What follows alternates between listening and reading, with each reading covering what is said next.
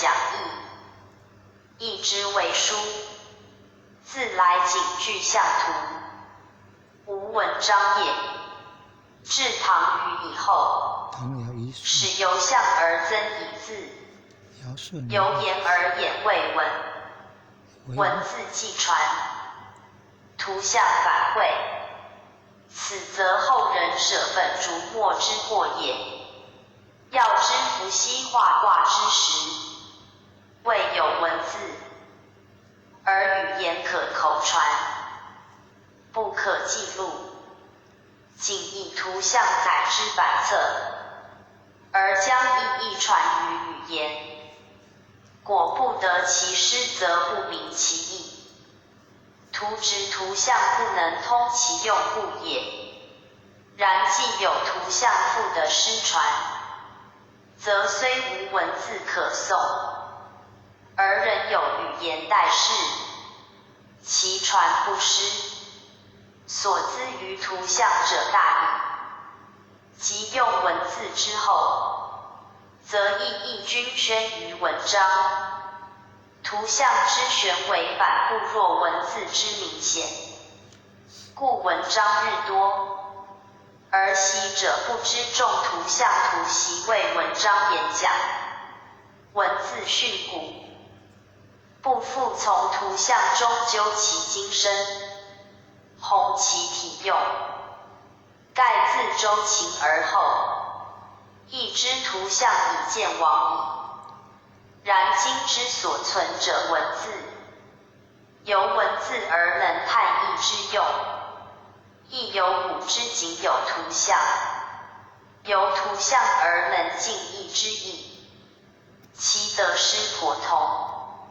要皆偏于异端，不克见义道之全，是以欲明义教，必兼图像文字而并重焉。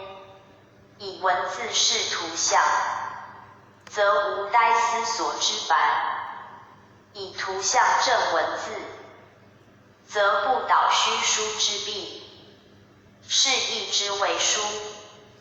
二者不可缺一也。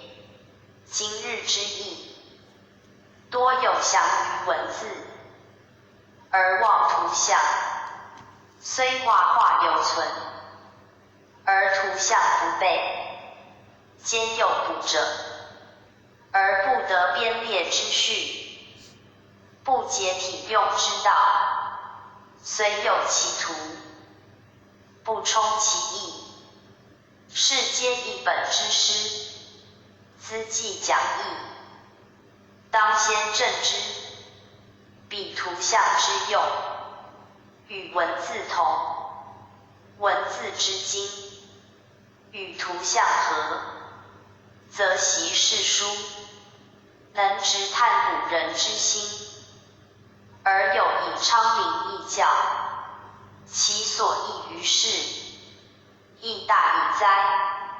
义之有图，自伏羲以来意见加多，至周大备，秦汉乃移之，连山归藏义，皆由图以别其用者，无图则不知有何以义也。古来图像，皆为计气数之变，明天道之用者，故曰图谶，以其明未来之事，合神鬼之吉凶，为占卜之所凭依，是人祸福修救者也。故图与卦同一用，虽简略不文，而足以计数明辨，如河图洛书是也。一切图像，皆始于河图洛书，故二者为图像之祖，亦易卦之所本也。义之图像，自不外河图洛书，而河图洛书，非独义所有也。义之所有者，如太极图、两仪四象八卦图、64卦图，即伏羲先天卦位，文王后天卦位。64卦分合变化诸图表，与卦象生化，卦气奇偶，卦用分合，其余合日月之度，参音律之数，纳干支之气，明师归之情，以及各卦变例，序卦次序，天地人之位，来往之时，各有图表以记其用，皆同合图洛书，谓一之图像也。其间既经遗失，不传已久，后人虽读之，有未能合原本者，应逐一审定，明其次序，以为其义者之途径，亦以少数古译本之精神，读者其流意焉。宗注附注，夫子所指图像，皆易经原有而失传者，古本亦仅有意象古图，而无文字，后人加入文字而遗图像，是舍本逐末也。不先求图像，则不知义之由来及其变化，虽读经传，不过为记诵之用，而不能直探天地造化之源，人物生成之本也。故夫子谆于图像之审正焉，考古本义，凡于先天后天之异同，即伏羲文王连山归藏义之分合，皆自图像辨之。若舍图像，则皆浑然莫别，即如先天方位，与后天不同，非有图名之究不知何谓而已。且卦爻中之文辞，何以10千几本卦爻之外，而其变化更贺从推溯？此皆必由图像证之，方得其究竟也。不过一之图像，有必要者，有次要者，有无足轻重者，自有统系可循，体用可别。若杂列无章，不知其精粗轻重之道，则人不能全义之妙用。如太极两仪，为卦所自出，则最先之物象也。方圆诸图及卦之变化分合，则自卦出，为次要者。其他错综诸图，皆不过广卦变之例，为攻习义者之参考，非义中必者之图，则列之故佳，不列亦无大害。斯但举其一例，即可推其余，有不必尽录者也。此系略述一端，非谓所有图像，尽在事例，要当于讲习时指明之耳。大凡图像为艺术所示，气数有大小之别，图像有轻重之关，天地所自始，人物所自生，皆气数大者，其图像至重要，因非图像不得明其故。如河图洛书，为气数之本源，若不知之，终不明二气五行天生地成之理，其所观义教之具，且谓一即经为，除非后天中一物一事之可比拟，是则习义必先通之，而不容少忽略也。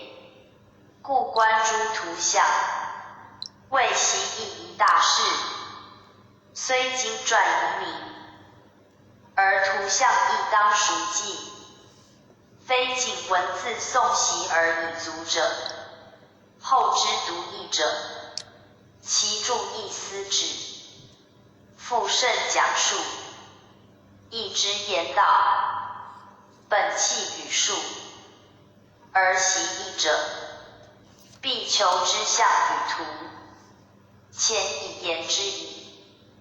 一言气数，纯本天地自然之象，由一年也，自春而夏而秋而冬，为二气所周流，成40之往复，以分言之，谓月12，谓日360，而其气则有木火土金水，与太少阴阳之类，其数则有40。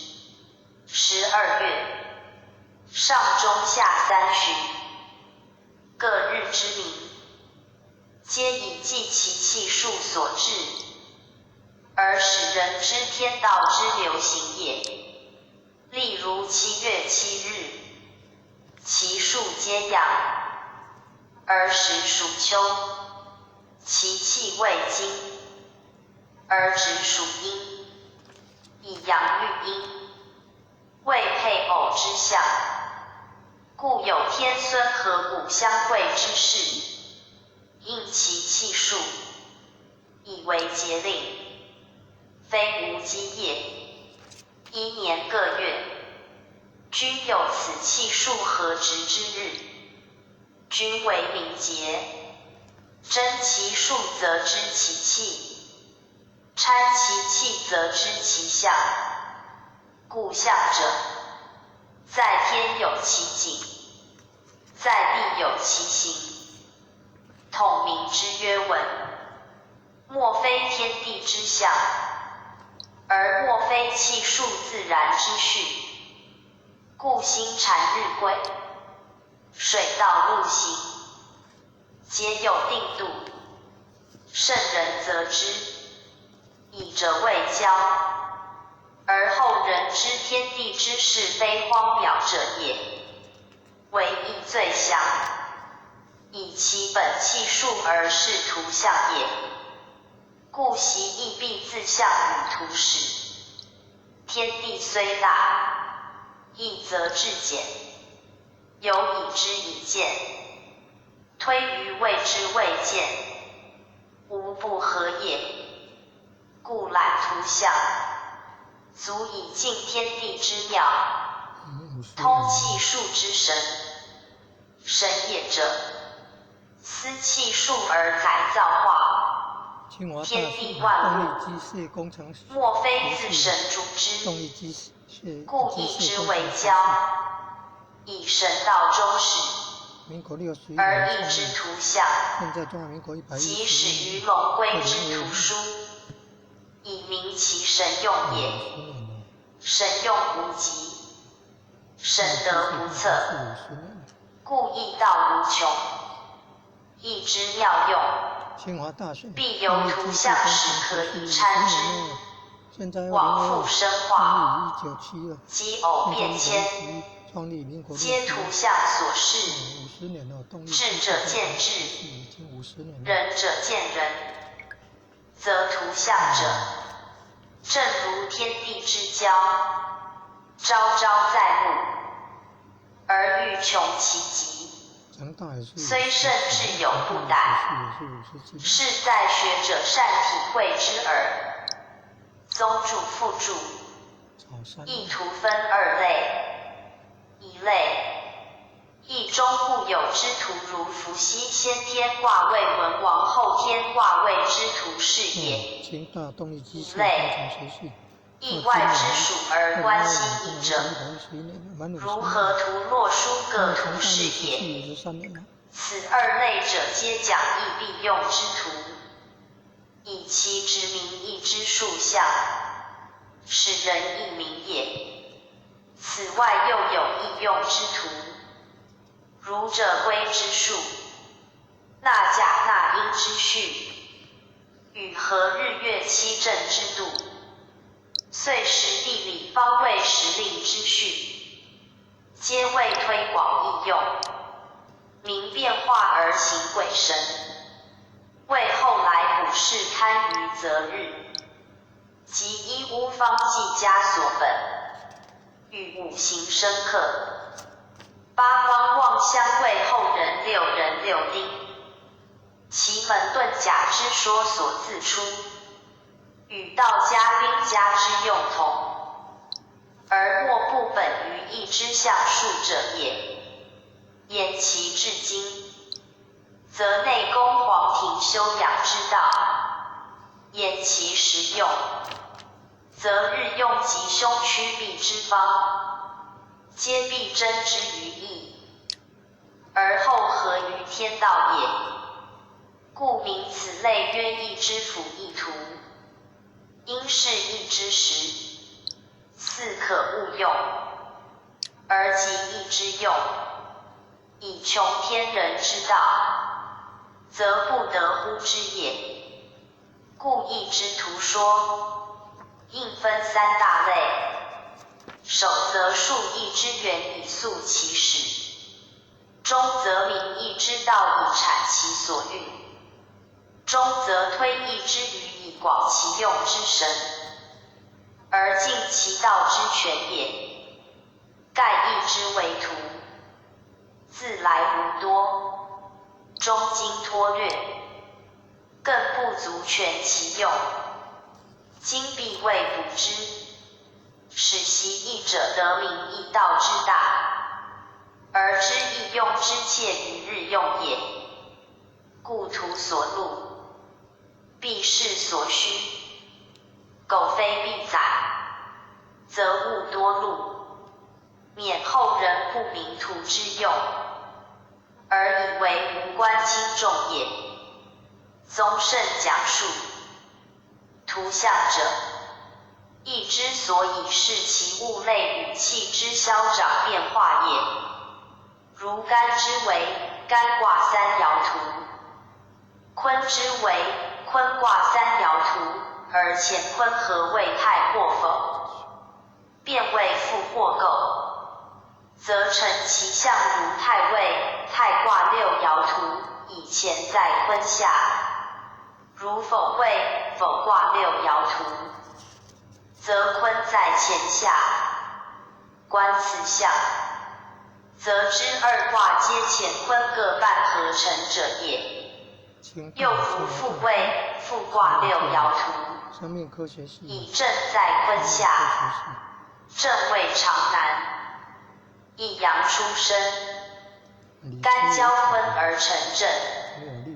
构位构卦六爻图，则巽在乾下，巽为长女，坤交干而成巽，亦乾坤出交之象，为阴阳出变之机，则观二卦之象，即可见乾坤交合相生之类，必以阴阳为根。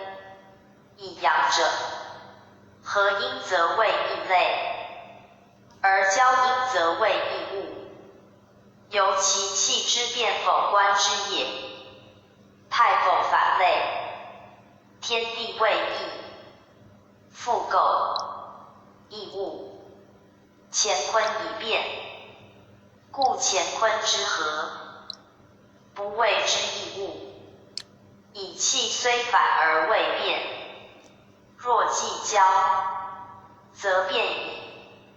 如巽正为乾坤所变，其气与乾坤殊，故象异义，则观象可知气数，而得象可辨物类。虽千万变，犹可寻所，只在就其图象，而真其中实耳。故欲知一之名物别类，必先审诸图像，夫列图观象，以探其本末始终，必先察其体用，及其变化，而由大及细，由卦及爻，由内及外，由出及中，必求其所生成消长之数，盈虚变异之气，而更比类及物，观其中爻，校其互卦，以与本卦参，而后可得其故焉。盖图象者，以物示其气数，非一物一名可以尽之，必求其始终，及其变化，而后知气数之所至，与物类之变，性情之分，各得其真，如天也，非谓苍苍其色已耳。知天者，必考日月星辰之行，风云雨露之变，神鬼之德，生物成物之道，而后得天之为天也。故观卦必珍诸一切，必因其生辰来往，而定其吉凶祸福，则由明其情性，知其好恶故也。所好者吉，恶者凶，所生者福，克者祸，故必详求之，而后可言占验也。夫图象者，如地图焉，习地图者，必明其地之所在，即明物之所出，并其山川田野之势，连接境界，道途远近，人物之所安养，皆熟知之。若仅闻其名，则何益于用？故察卦贵明其用，而列图观象贵详其变，非仅识其名，记其形，即足也。且观象重在观其变，生成变化，为天地自然之数，以天地祭奠，凡物均以对待而生，对待者阴阳也，有阴必有阳，有生必有死，故有名必有对待，生以死名，长以消名，善以恶名，美以丑名，以相形而成故。有此即有彼，即有一阴一阳之相偶也。故阴阳者，非指言气，凡对待以名者，皆阴阳之类也。人执阴阳为气，与不任有阴阳，皆不通道者也。果无对待，则无阴阳，如天地之先，则无阴阳。故太极既立，两仪随身，不约气而约仪，即明其类，不限于气也。无论事物实谓之名类，皆有阴阳，故以仪名。仪者，言明而示义，指物而辨情，亦由象也。凡物皆有两象，故太极之后，必生两仪，而易卦之变，必相对待，如乾与坤，坎与离也，其序也，亦由队列而成。观其队列之象，知阴阳之错行而不稳也。观其变异之序，知阴阳之交合而不乖也。大知立天地世界之生成始终，小知立人物日用之起居作息。其数不可议，其气有必至者，故必列图以观，详其始终变化，而后得其性情物类，以治其用，绝非昧昧者。图于一卦一爻之子可求者也，亦以乾坤终始，而溯源太极。乾坤为两仪之最大者，亦为万物之最先者，故能始终万物，无不包容。八卦，64卦，384爻，无非乾坤卦爻推变而来，虽64卦，变自八卦。而八卦之六，人分自乾坤，故乾坤为一门户，意义之总书也。干道向天，坤德向地，乾坤即天地也。天地之德，以人而彰，人之德，鼎立天地间。故人道立于乾坤之中，而合乾坤之德以成人道。干道成男，坤道成女，而人道遂始终于咸恒，与纪未纪，以明人与天地称三才也。由卦观之，先天属艮，人道所适。后天坎离，人道之用，皆在乾坤之中，以维系万物，而共负载之德，以谢理阴阳，而见中和之功。故观意象当以人道为主，如终极既见，则万物显移。此六爻之德，以中爻为重也。大地圣人以义世交，守众人道，虽尊天地，兼万物，而以人终始之。故曰：天地大义人终始。观象其意，必求乎人道所存，而后圣人之心可见也。夫义者，是人以变义也，以天道之变义，定人道之变义，以人道之变义，合天道之变义。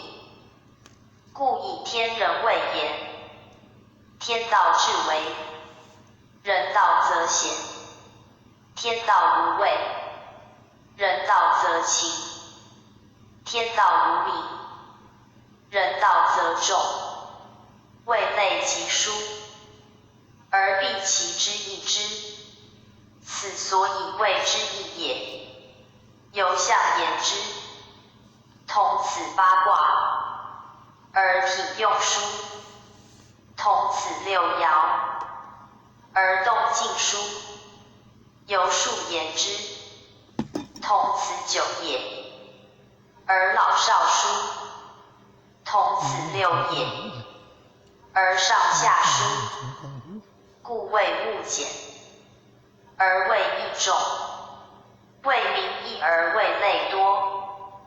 得其本末，则由一即万如解所；不知其由，则处常应变有处翻。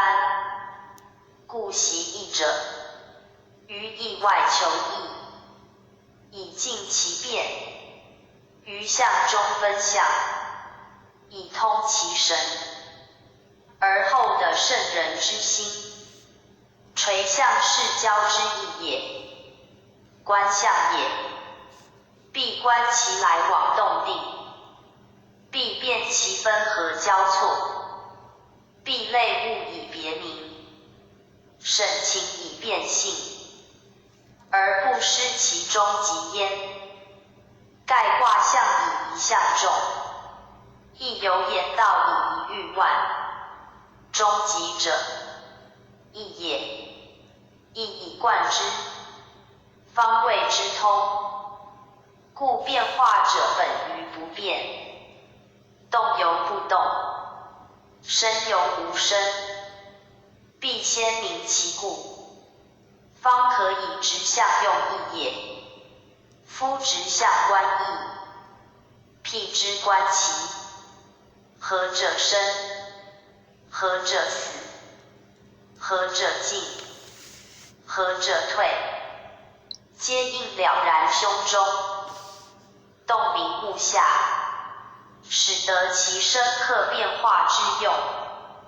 如乾坤二象，原属阴阳大用，而干之大事，坤之成物，一生一成，一始一终，皆在象中见之。盖阳生阴成，阳始阴终，此气之自然者，阳数用九，阴数用六，九为天数之中，六为地数之始，合图之力也。以阴代阳，以始至终，循环往复，以成其用。此数之自然者，何气数观之，则知象之深，此进退，分合消长，无不明了。故曰观象之术，观数之气，数成于气，象见于数。由上言之，明气出于道，得道之事，不言数象；由下言之，则气无形，复数以形，数无执，复象以成，不求于象，安知气数？亦逆数也。由下推上，有以知求谓之，故必自象始。此圣人教人观义之道，以中人之志，必如是也。若不明象，何以探义？又何以探天地之妙？万物之则哉？故观象会精，其意一系也。河图歌天地生水的六成之地，二生火天七成之天，三生木的八成之地，四生金天九成之天，五生土地十成之一，六在北，二七居南，三八居东，四九居西，五十在中。宣圣讲义，义传曰：河出图，洛出书。圣人则知，此言河图洛书所由来也。天地之间，运行者气，计量者数，显示者象，而主其中欲之以合度者道。道兼神形，气数则神之见也，象则形之成也。凡天文地理，可记可指可明者，皆不外此三类，而皆不离乎道。合图者，天地自然气数所赋，而成其自然之象也。盖天地既变，身形全具，有其气者有其数，有其数者有其象。河图之初，以象之显也，其象之所示，则数也。其数之所在，则气也。气有阴阳，名曰两仪。言既生成之后，必有此两者之质，以为其成物之本也。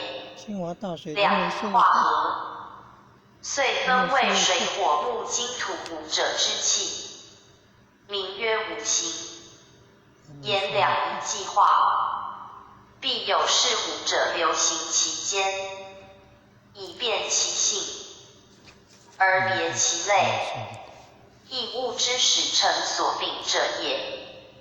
两仪既见，五行乃明。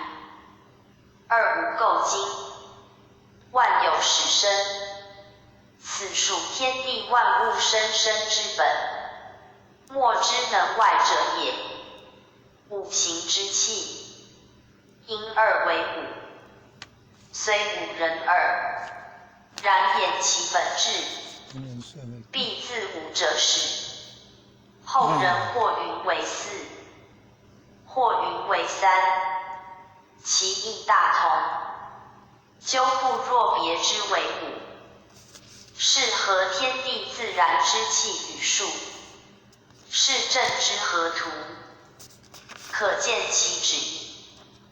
河图之中，点化成象，自一至十，各相连而不混，相离而不乖，其数之自然，足见其气之自在也。气之动也，以二气之分合而后化，故生成之数，必属于天地。天地者，二气之所主也。物之生化，以五者为类，而水火木金土以变以明，以成其五行。水火木金土者，五行之所主也。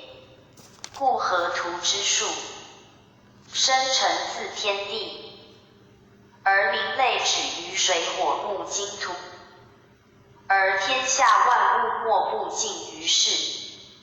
是故河图之象，即天地生化终始之图，其气与数，即天下万有分合变化之本，斯所以为天道之所见也。而圣人则之，应以明天道，以立天下万有生成变化之规，而数之为义，则河图者义之所自仿也。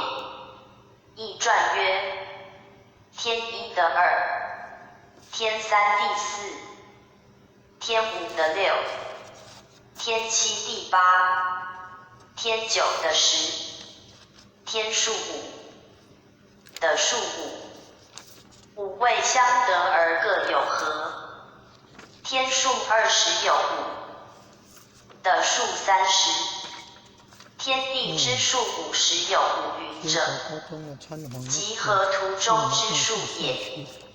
河图以天地统全数，以水火木金土分配各数，而建立天地万物万数之本，以明天下之物，莫不有数，莫非生成于天地，而得其气与数以成其气数。自河图言之，则气数者自然成形；自物言之，则气与数皆出自天地。盖天地亦在此气数中也。未有天地，气数不居，既有天地，气数周流，以成万物。故气数者自天地以下，莫之能外也。今言何图气数素始于天地，盖自有象言之，即自天地建立以后，而推溯万物生化所本，万有气数所由而已。图中自天一至的时，谓数之根本，一生成之根源，天一生水的六成之，则言水之生成之由来，以天之意，何得之六？而后水之生成实权，分之则水者得天之意，以生地之六以成。天生地成，是其气之备天地也。天一的六，是其数之该天地也。而水已成，此五行之一，所自生也。火也，木也，金土也亦然。而土为其中心，故五实在中。水火木金四者，皆依乎土以立也。如一加五为六，故水谓一六；二加五为七，故火谓二七；三加五为八，故木谓三八；四加五为九，故金谓四九。土则五加五为十，故土谓50。此数所自何也？天之数五，13579的之数五，24680生之数五12345成之数五67890。其分也皆五，五则中央之数，中而不偏，动而能合，中合天地之道，土之德也。故五行皆以五为其根，皆立于土以为生，此自然之序也。天数之类为25。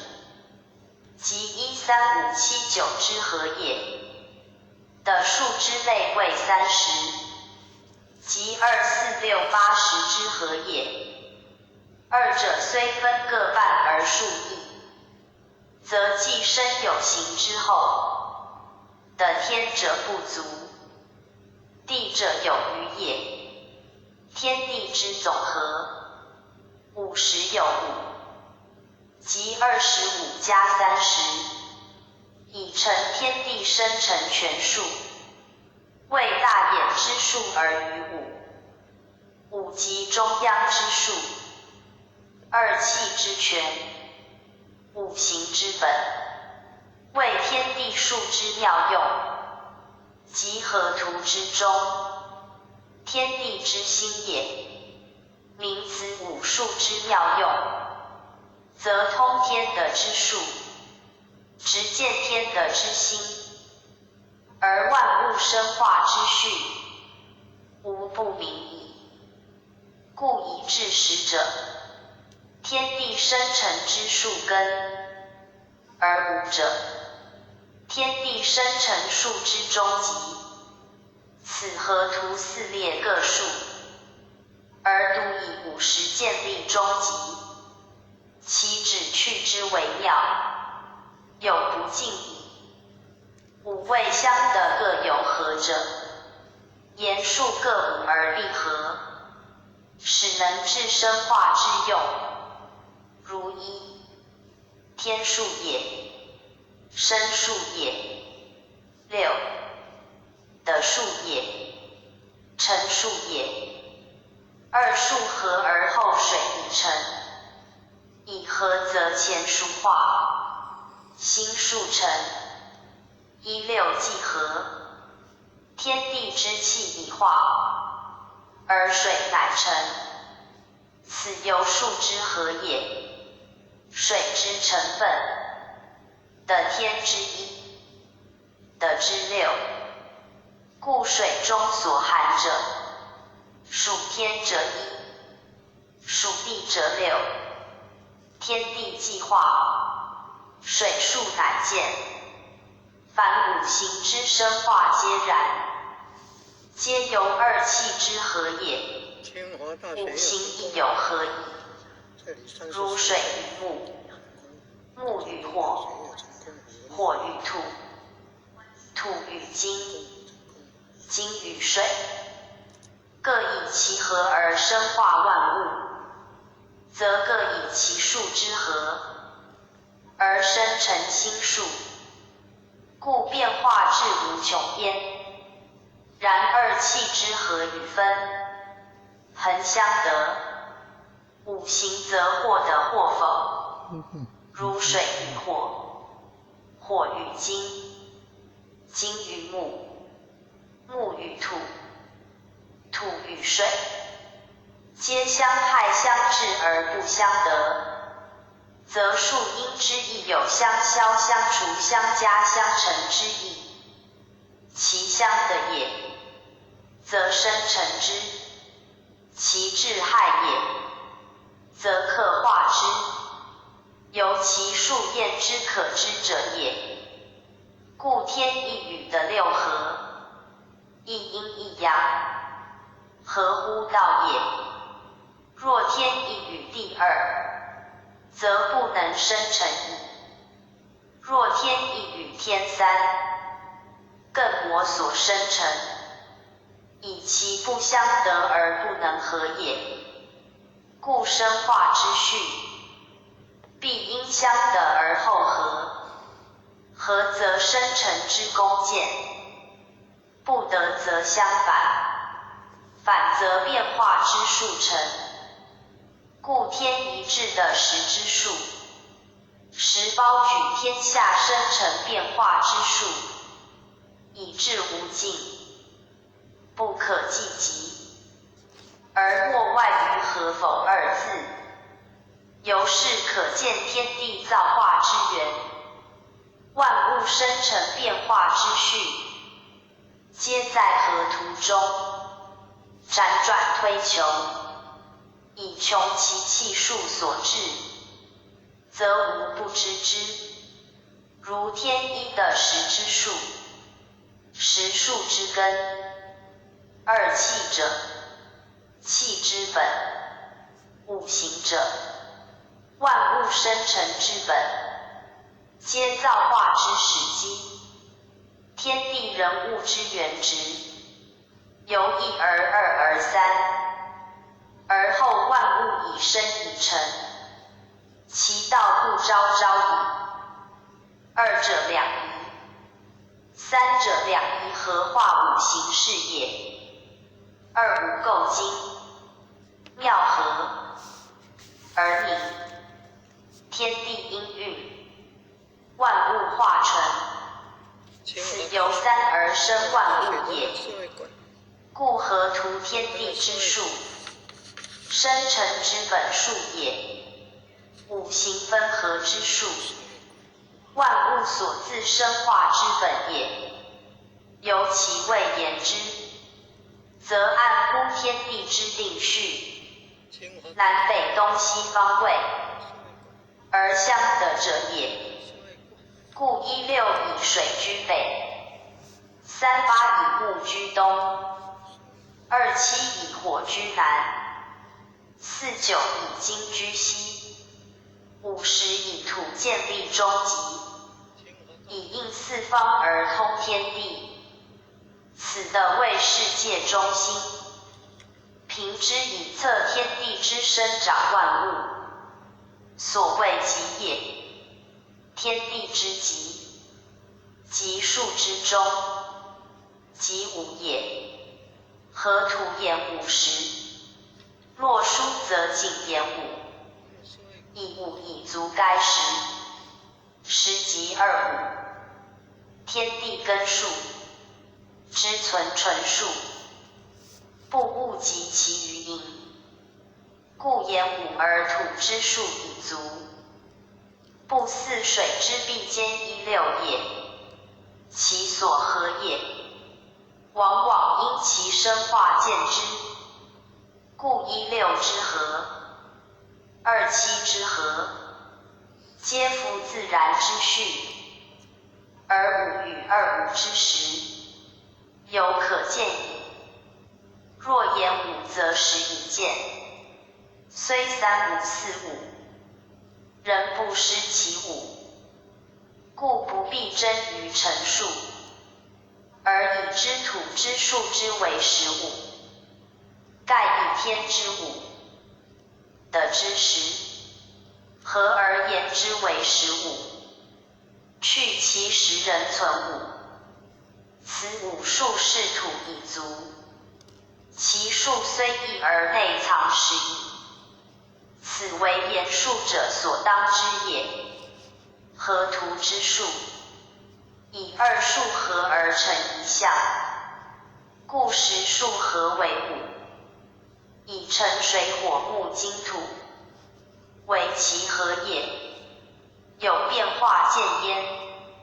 以6为成数之始，又得数也。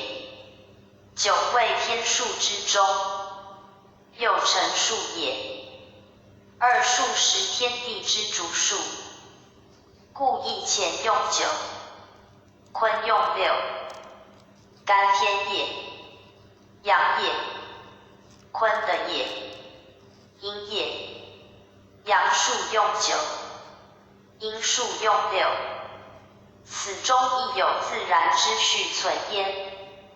是就合图观之，自北之阳数1时，转东之3，南之7，西之9，与中央之5，其次自然顺行，谓1、3、5、7、9，是阳数，是一中9，9则阳气已极，曰极阳，亦曰纯阳，故该取之为用。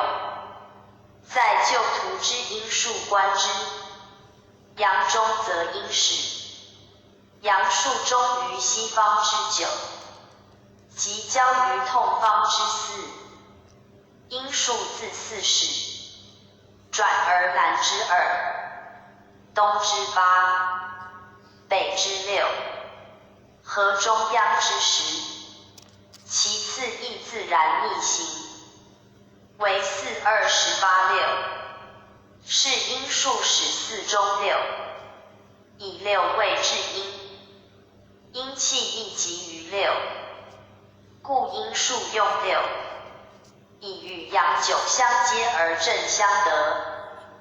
盖以图平列其数观之，阳之数自1至9，阴之数自4至6，自成一环，不待一义。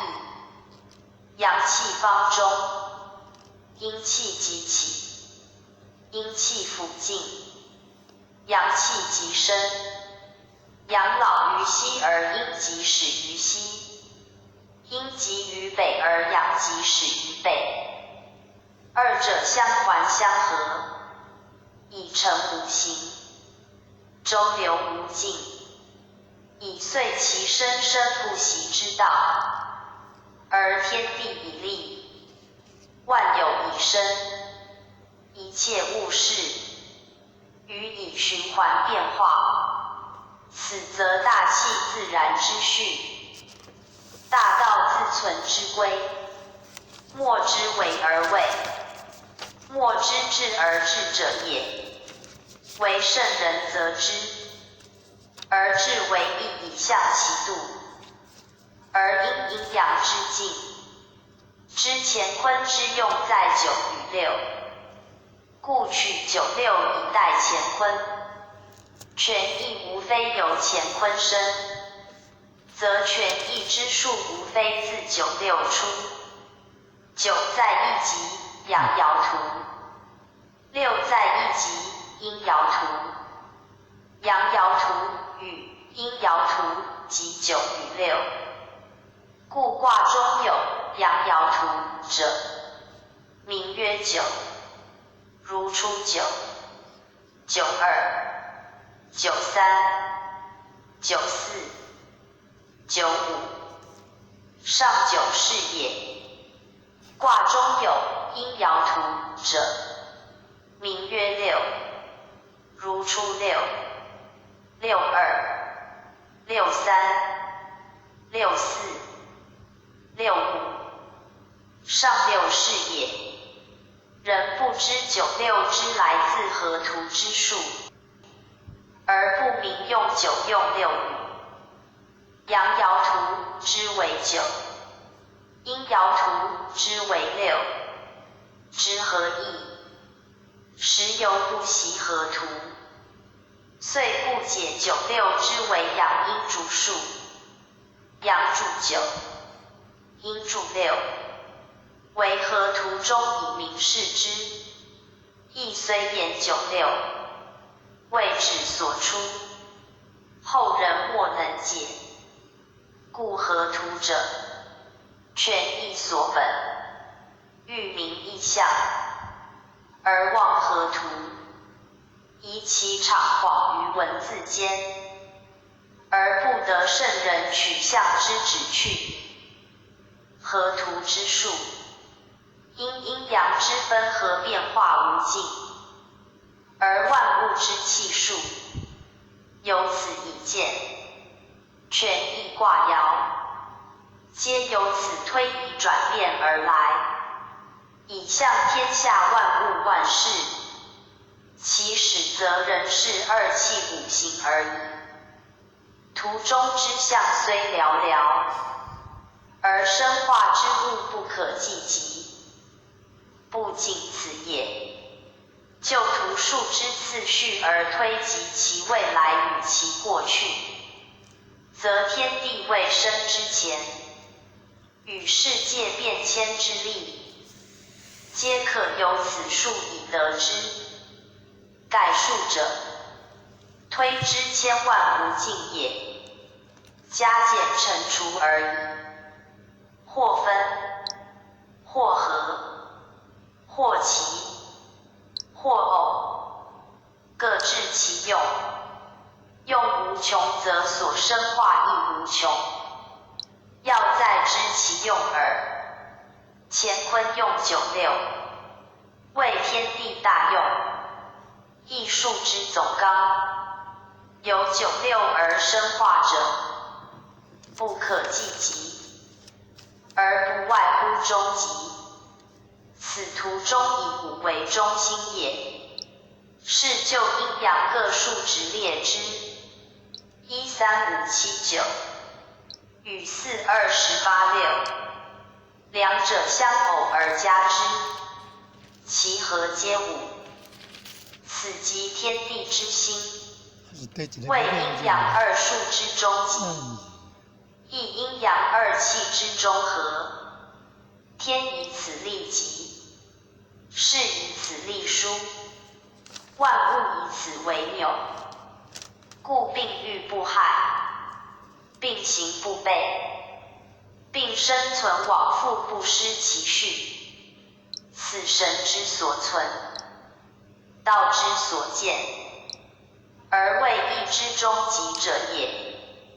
故阳者顺行而齐，阴者逆行而偶，而皆集于中午，以为主宰之躯，以行鬼神，而通变化。此所谓谓之相得而有合者，以其见中立极，而不失其次也。何图言数，本乎气，通乎道，识天地之精华，自然流露，而垂象于人，以示其力，非偶然所执者，亦非怪诞难机者。圣人则之，而意象已成。言道者之所宗，言术者之所本，即一切方术，亦莫不由是以为推演之准，时人文所自始也。圣人在世感于天神，而图乃见，图为圣人出也，故欲深究图之妙义，必自圣人所作之以求之。义者依图为象，推演其用，其力固繁，而其出则合图之所见而已。宗注附注，夫子言至精详，盖阴阳二术相报相接，而合化以成诸术，其用则九六，以九为阳术之纯术，六为阴术之纯术，故也。是以九圣各术，其得数不变，以六圣之亦然，而他术不能已，至阴术逆行，人多知之，而使四中六，则往往不解，不知此何图明明次列之序。今是以纯阴术六，成阳数13579，其所得数即68224，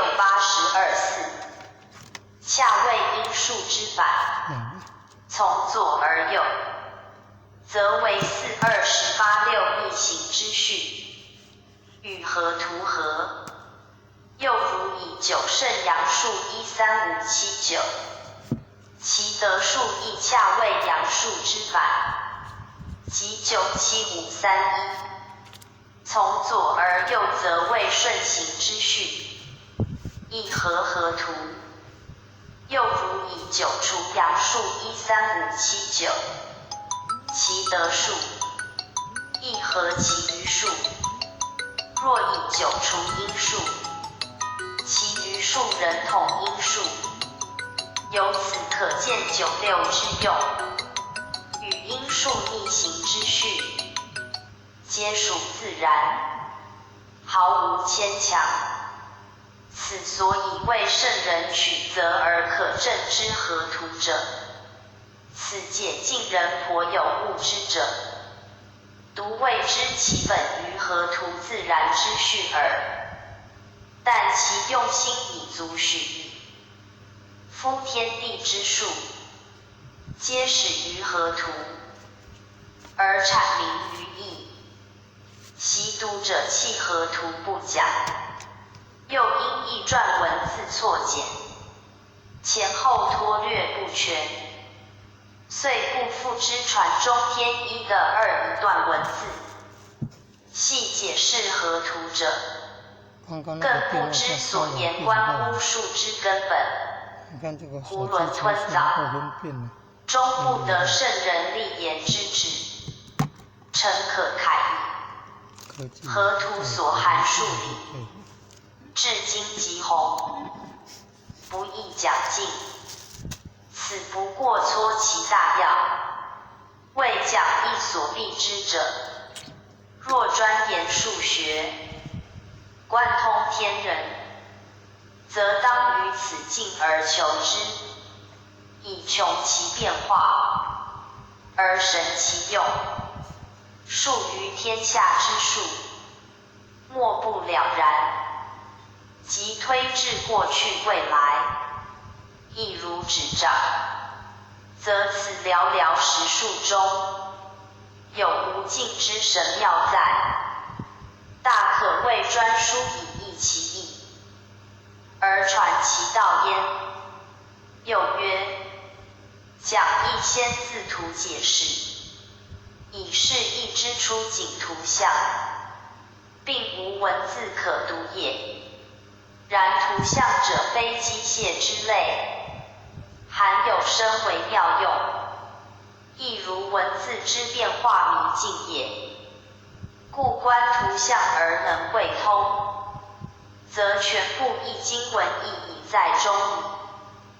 由之太极图明二气之始终动静，以生成万物，虽万言不尽其韵，而徒则皆在此圆圈中，一览无遗。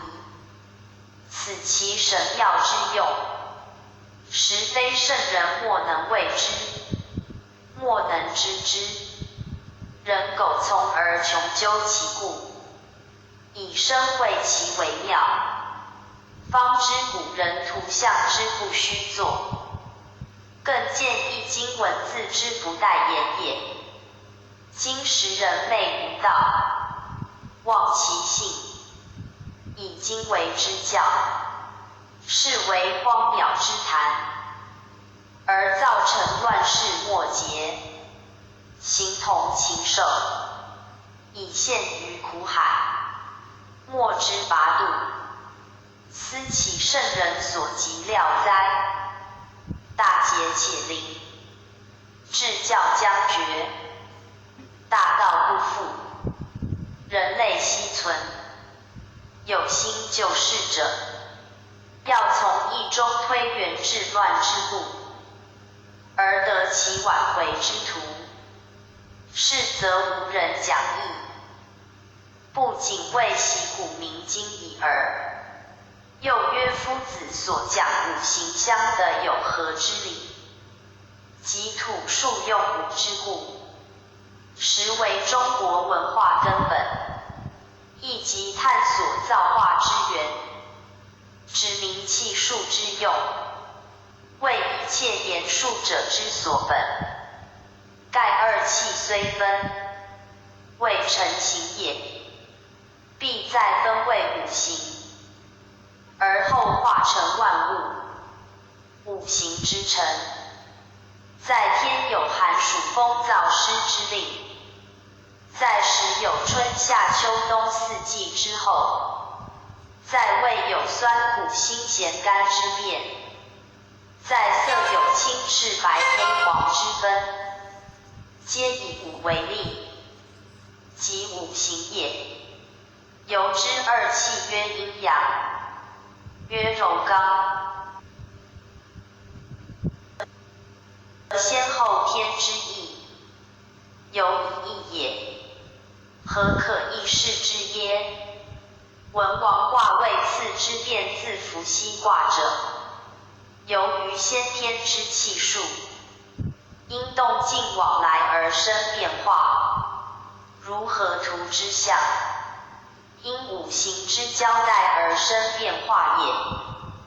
故河图易，而诺书成。先天卦易而后天卦见，其理然也。先天之象，阴阳始判，天地始位，气动而生，形定而降，乾坤定位于上下，日月交行于东西，阳由得生而为正，阴自上降而成风，则敬天，以示阳之静极；艮则敬地，以明阴之将盈。其谓定而次明也。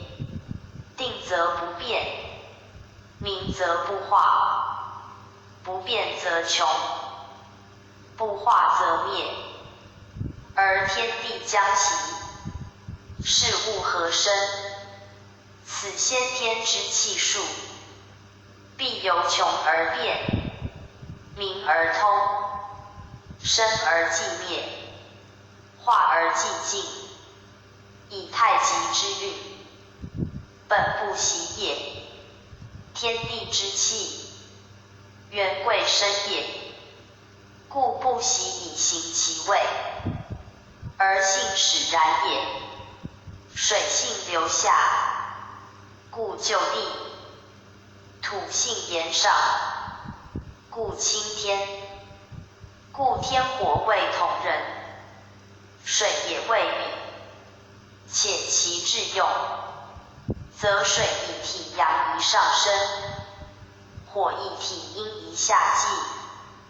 如天道尊而下，地道卑而上，故水火为济济，火水未济，皆以其所得于二气者交，错所行于天地者同化，而足以为万物生化之本，待乾坤上下之用也。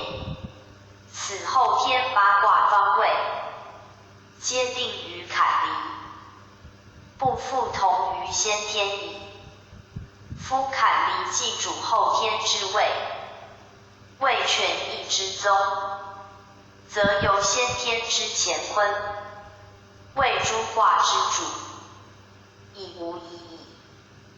而先天日月之象，东西之行，今既以坎离象水火，而待天地，则必亦以正对，而指日月之升降，明阴阳之道路。在先天以天言，则为东西；在后天以人言，则为左右。